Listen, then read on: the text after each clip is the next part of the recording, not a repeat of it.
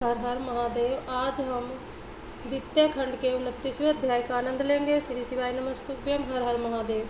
ब्रह्मा जी बोले, हे नारद, इंद्र के साथ नंदी ने युद्ध करना प्रारंभ किया। अनल के साथ मुनिभद्र का युद्ध होने लगा। यमराज तथा महाकाल एक दूसरे के सम्मुख जा खड़े हुए तथा नीकर्ती तथा मुंड ने परस्पर युद्ध करते हुए वीरता का प्रदर्शन किया। वरुण के साथ मुंड एवं वायु के साथ भृंगी का युद्ध होने लगा। उस समय इंद्र ने अपने हाथ में वज्र लेकर नंदी के ऊपर प्रहार किया और नंदी ने क्रुद्ध होकर अपने त्रिशूल को इंद्र के ऊपर चलाया। उस चोट से घायल होकर इंद्र पृथ्वी पर गिर पड़े और मूर्छित हो गए, परंतु कुछ देर बाद जब उन्हें होश आया तो वे पुनः युद्ध करने लगे। उधर अनल ने शक्ति की चोट द्वारा मुनिभद्र को घायल कर दिया और मुनिभद्र ने भी निर्भय होकर अपने त्रिशूल द्वारा उसका उत्तर दिया। कालदंत ने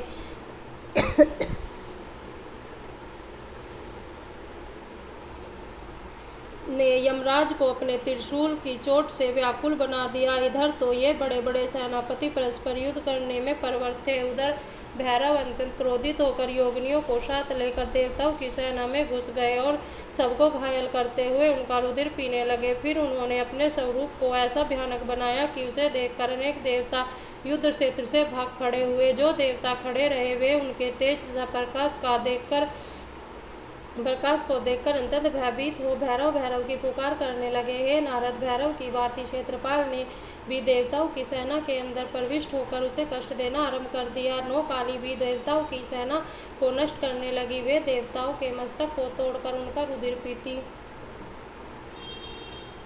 पीती थी और शरीर को खा जाती थी, जिसके कारण चारों ओर हाहाकार मच गया। उस समय वे सब लोग भागकर विष्णु जी की शरण में जा पहुँचे और इस प्रकार कहने लगे, प्रभु, इस समय हम लोग बहुत दुखी हैं, अतः आप हमारी सहायता करें। आप हम सबके स्वामी हैं, इसलिए हम आपसे यह प्रार्थना करते हैं कि भैरव, क्षेत्रपाल तथा काली ने हमारी जो दुर्गति की है उसका आप उचित उपाय करें। विष्णु जी ने जब देवताओं की इस दयनीय दशा को देखा तो उन्होंने अत्यंत क्रोध में भरकर क्षेत्रपाल की ओर अपना चक्र छोड़ दिया और उस चक्र के तेज से संपूर्ण दिशाएं भस्म सी होने लगी।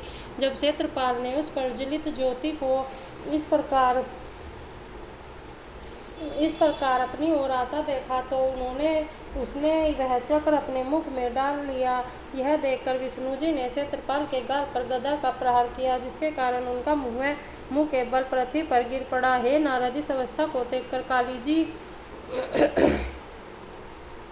विष्णु जी के सम्मुख आ पहुंची। उन्होंने देखकर विष्णु जी ने जितने बाण चलाए उन सब को वे सहज ही मुंह में खा जाती। तब विष्णु जी ने अपने नंदक नामक खंडक का प्रहार कर उनके ऊपर किया।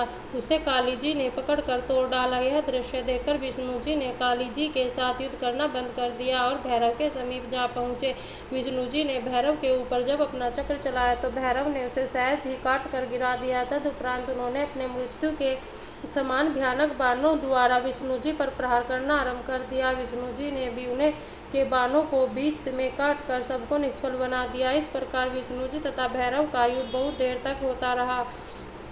उस युद्ध को सब देवता अलग खड़े होकर देखते रहे। तदुपरांत भैरव ने उस प्रलयकर्ता त्रिशूल को अपने हाथ में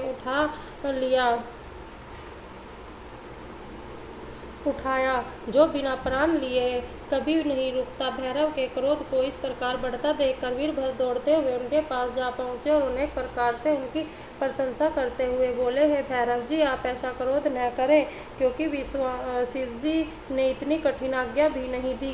विष्णु जी भी शिव जी के रूप हैं, अतः सेवक को अपने स्वामी के विरुद्ध ऐसा व्यवहार नहीं करना चाहिए। यह सुनकर भैरव जी ने अपने त्रिशूल को रोक लिया। तदुपरांत वीरभद्र स्वयं विष्णु जी से युद्ध करने लगे।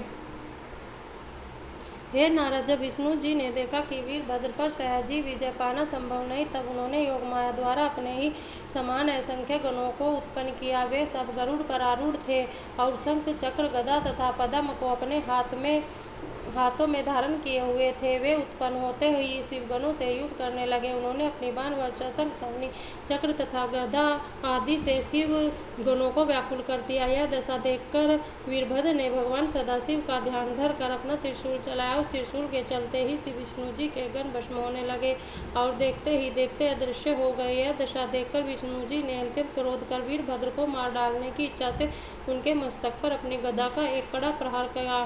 तब वीरभद्र ने ने उनकी मनोभिलाषा को जानते हुए अपना त्रिशूल उनकी छाती में मारकर उन्हें पृथ्वी पर गिरा दिया। विष्णु जी के इस प्रहार से मूर्छित होकर पृथ्वी पर गिर जाने से चारों ओर हाहाकार मचने लगा, परंतु कुछ देर बाद ही विष्णु जी उठकर खड़े हुए गए। तब वीरभद्र को मारने के लिए उन्होंने अपने चक्र को हाथ में उठा लिया। उस समय विष्णु जी का स्वरूप अत्यंत भयानक नक हो उठा। ऐसा प्रतीत होता था मानो आज वे अपने चक्र द्वारा प्रलय काल उपस्थित कर देंगे। हे नारद, वीरभद्र ने जब विष्णु जी के उस तेजस्वी रूप को देखा तो मन ही मन भगवान सदाशिव के श्री चरणों का ध्यान किया। उस समय शिव जी ने वीरभद्र को वरदान देते हुए अपने शत्रु का प्रहार सहन करने की सामर्थ्य प्रदान की। उधर विष्णु जी भी पर्वत शिखर के समान निश्चल भाव से खड़े थे। अस्तु, सर्वप्रथम वीरभद्र ने अपने पवित्र बाणों द्वारा विष्णु जी के धनुष को टुकड़े कर डाले। विष्णु जी भी प्रबोधन मंत्र का त्याग कर जड़ता से मुक्त हो अपनी सामर्थ्य को प्राप्त कर चुके थे। अस्तु, उस समय का दृश्य देखकर मैंने अर्थात ब्रह्मा ने विष्णु जी से कहा, हे प्रभु, होनहार किसी के मिटाए से नहीं मिटती। यद्यपि आपने दक्ष की रक्षा करने में कोई कसर नहीं उठा रखी है, परंतु उसका भाग्य ही इस समय विपरीत है, इसलिए आप इस युद्ध में विजय प्राप्त नहीं कर सकेंगे। वीरभद्र इस यज्ञ को अवश्य नष्ट करके मानेगा। शिव जी के क्रोध के साथ ही इसका यह भी एक कारण है कि दधीचि मुनि ने भी इस यज्ञ को नष्ट होने का शाप दिया है। यदि ब्राह्मणों के वाक्य को सत्य न माना जाए तो संपूर्ण सृष्टि छली एवं नास्तिक हो जाएगी। अस्तु, आप युद्ध करना बंद कर दे। जिस समय भगवान सदाशिव पुनः कृपालु होंगे उस समय बिगड़े काम सभी स्वतः बन जाएंगे। आपकी और शिव जी की लीला अपार है, उसका कोई भेद नहीं जान सकता। हे नारद, मेरी इस बात को सुनकर विष्णु जी ने युद्ध बंद करके अपने लोक को चले गए और मैं भी अपने लोक को चला आया, क्योंकि मैं जानता था कि अब जब शिव जी पुनः दयालु होंगे तभी बिगड़ा कार्य बन सकेगा। श्री शिवाय नमस्तुभ्यं। दोस्तों, हर हर महादेव। दोस्तों, हम द्वितीय खंड का 29वां अध्याय का आनंद ले रहे थे। श्री शिवाय नमस्तुभ्यं। हर हर